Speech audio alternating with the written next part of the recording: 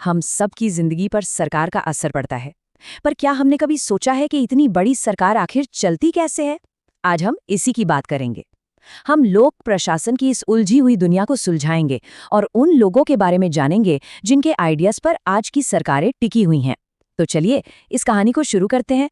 ये एक बहुत बड़ा सवाल है ना? कि आखिर नियम कानून बनाता कौन है और उन्हें लागू कौन करता है।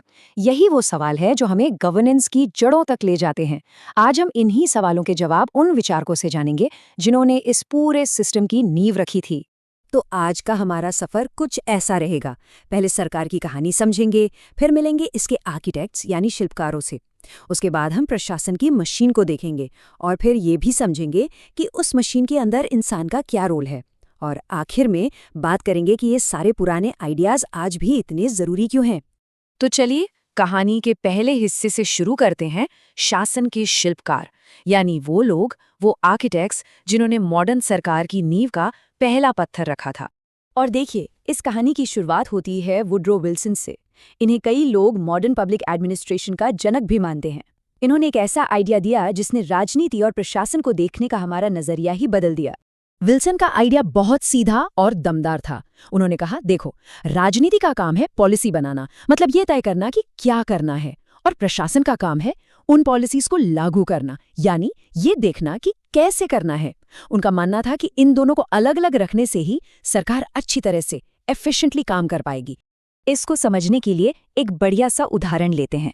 मान लीजिए राजनीति एक शेफ की तरह है जो सोच समझकर एक बेहतरीन रेसिपी बनाता है, और प्रशासन वो एक कुक की तरह है जो उस रेसिपी को स्टेप बाय स्टेप फॉलो करके खाना बनाता है।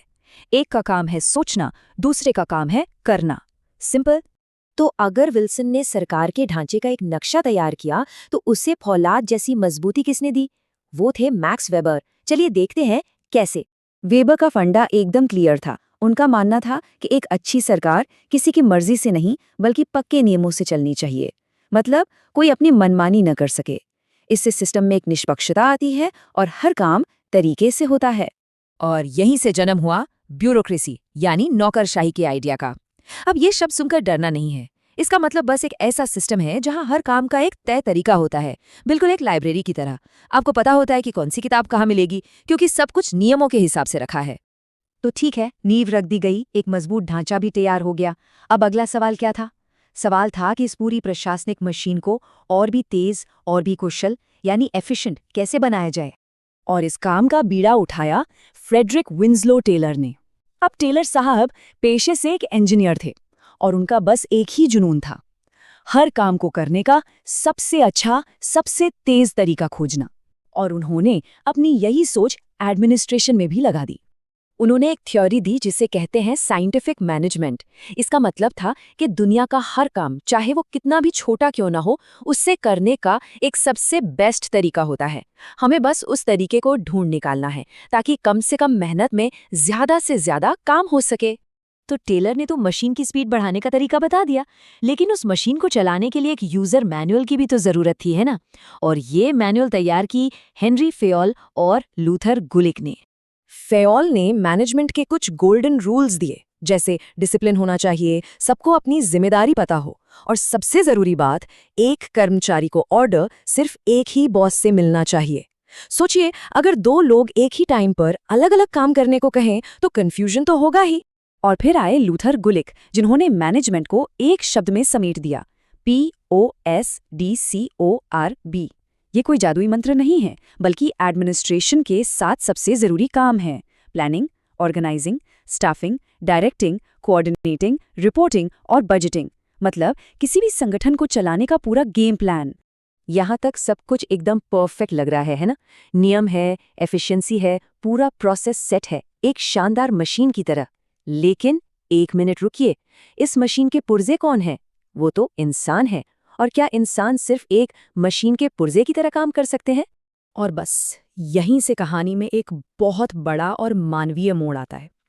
कुछ विचारकों ने आके याद दिलाया कि भाई, इस मशीन को चलाने वाले इंसान हैं, उनकी अपनी भावनाएं हैं, अपने विचार हैं, और उन्हें नजरअंदाज नहीं किया जा सकता। और इस नई सोच की मशाल लेकर सबसे आगे आए चेस्टर बर्नार्ड। उन्होंने इस पूरी बहस को एक बिल्कुल नई इंसानी दिशा दी। बर्नार्ड ने तो पूरी बाजी ही पलट दी। उन्होंने कहा, कोई भी संगठन सिर्फ ऊपर से आए ऑर्डर पर नहीं चलता, वो चलता है लोगों के आपसी सहयोग से। असली पावर बॉस के ऑर्डर में नहीं, बल्कि कर्मचारी की उस ऑर्डर को मानने की सहमति में है। मतलब काम दिल से होना चाहिए, डर से नहीं। अच्छा, तो ये तो समझ आ गया कि इंसान जरूरी है, उनका सहयोग जरूरी है। पर ये इंसान सोचते कैसे हैं? किसी भी सिचुएशन में वो फैसले कैसे लेते हैं? इस पहेली को सुलझाने आए हर्बर्ट साइमन ने कहा कि हम इंसान कोई सुपर कंप्यूटर नहीं है जो हर फैसले से पहले सारा डेटा प्रोसेस कर ले। हमारे पास जानकारी भी लिमिटेड होती है और समय भी, इसलिए हम हमेशा सबसे बेस्ट फैसला नहीं ले पाते। हम एक ठीक-ठाक काम चलाओ फैसला लेते हैं, और यही हकीकत है। अब आते हैं इस कहानी के एक और बहुत ही जरूरी विचारक पर, ड्वाइट वॉल्डो।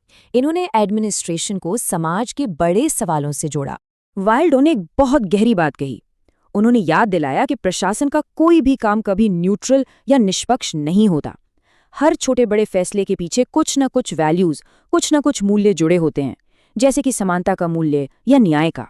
तो हमने विल्सन से लेकर वॉल्डो तक का ये पूरा सफर देखा। अब इन सारे आइडियाज को एक साथ जोड़कर देखें तो आज की सरकार की तस्वीर कैसी नजर आती है। देखिए, आज की सरकार इन सभी विचारों का एक मिला जुला रूप है। इसका एक ढांचा है जो हमें विल्सन और वेबर ने दिया। इसे एफिशिएंट बनाने की कोशिश की जाती है, जैसा टेलर और गुलिक ने सिखाया। और सबसे जरूरी बात, ये माना जाता है कि इसे चलाने वाले इंसान हैं, जैसा बर्नार्ड, साइमन और वॉल्डो ने हमें समझाया। तो ये सिर्फ नियमों का एक पुलिंदा नहीं, बल्कि लोगों से बना, लोगों के लिए काम करने वाला एक जीता जागता सिस्टम है। और आखिर में बस एक सवाल, जैसे जैसे हमारी दुनिया बदल रही है, नई नई चुनौतियां आ रही हैं। ऐसे में भविष्य की सरकार को इनमें से किसके विचारों पर सबसे ज्यादा ध्यान देना होगा? टेलर की एफिशिएंसी पर, वेबर के नियमों पर, या फिर बर्नार्ड और वॉल्डो के मानवीय मूल्यों पर? सोचिएगा जरूर।